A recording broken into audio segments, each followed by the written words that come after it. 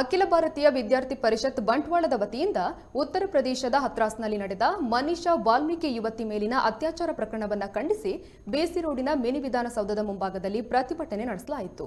ಪ್ರತಿಭಟನೆಯನ್ನು ಉದ್ದೇಶಿಸಿ ವೆಂಕಟರಮಣ ಸ್ವಾಮಿ ಕಾಲೇಜಿನ ನಿವೃತ್ತ ಪ್ರೊಫೆಸರ್ ನಾರಾಯಣ ಭಂಡಾರಿ ಮಾತನಾಡಿ, ಸಮಾಜದ ಯುವಜನರು ಸಂಸ್ಕಾರಯುತ ಶಿಕ್ಷಣ ಪಡೆದಾಗ ಮಾತ್ರ ಇಂತಹ ಪ್ರಕರಣಗಳು ಕಡಿಮೆಯಾಗುತ್ತದೆ. ದೇಶದಲ್ಲಿ ಅತ್ಯಾಚಾರ ಪ್ರಕರಣಗಳು ಮರುಕಳಿಸಬಾರದು ಅಂದ್ರೆ ಕಠಿಣ ಕಾನೂನಿನ ಕ್ರಮ ಜಾರಿಯಾಗಬೇಕು. ಆಗ ಮಾತ್ರ ಮಹಿಳೆಯರ ಮೇಲಿನ ದೌರ್ಜನ್ಯಗಳಿಗೆ ಕಡಿವಾಣ ಹಾಕಲು ಸಾಧ್ಯ ಎಂದರು. ಇನ್ನು ಈ ವೇಳೆ ಎಬಿವಿಪಿಯ ಅನೇಕ ಕಾರ್ಯಕರ್ತರು ಉಪಸ್ಥಿತರಿದ್ದರು.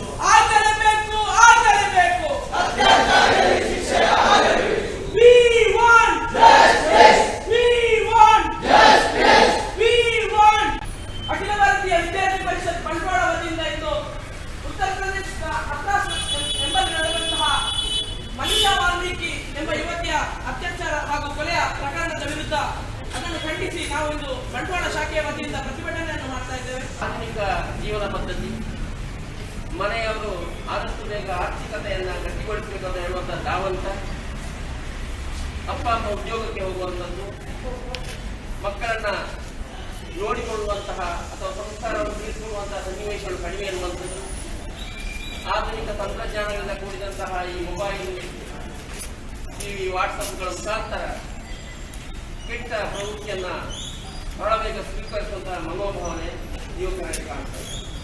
ಇಂತಹ ಕೆಟ್ಟ ಪ್ರವೃತ್ತಿಯನ್ನು ಸ್ವೀಕರಿಸುವಂತಹ ಮನೋಭಾವನೆ ತಡೆಯಬೇಕಾದ್ರೆ ಬೆಳವೆಯಲ್ಲಿ ಸಂಸ್ಕಾರವನ್ನು ಕೊಡುವಂಥ ಕೆಲಸ ಆಗ್ತದೆ. ಶಾಲಾ ಕಾಲೇಜುಗಳಲ್ಲಿ ನೈತಿಕತೆ ಬಗ್ಗೆ ಹೇಳುವಂತಹ ಅವಕಾಶ ಬಹಳ ಕಡಿಮೆ. ಯಾವುದೇ ನೈತಿಕತೆಗೆ ಸಂಬಂಧಪಟ್ಟಂತಹ ಛಾತ್ರ ತೇಜಸ್ಸುವಂತಹ ಶೌರ್ಯದಂತಹ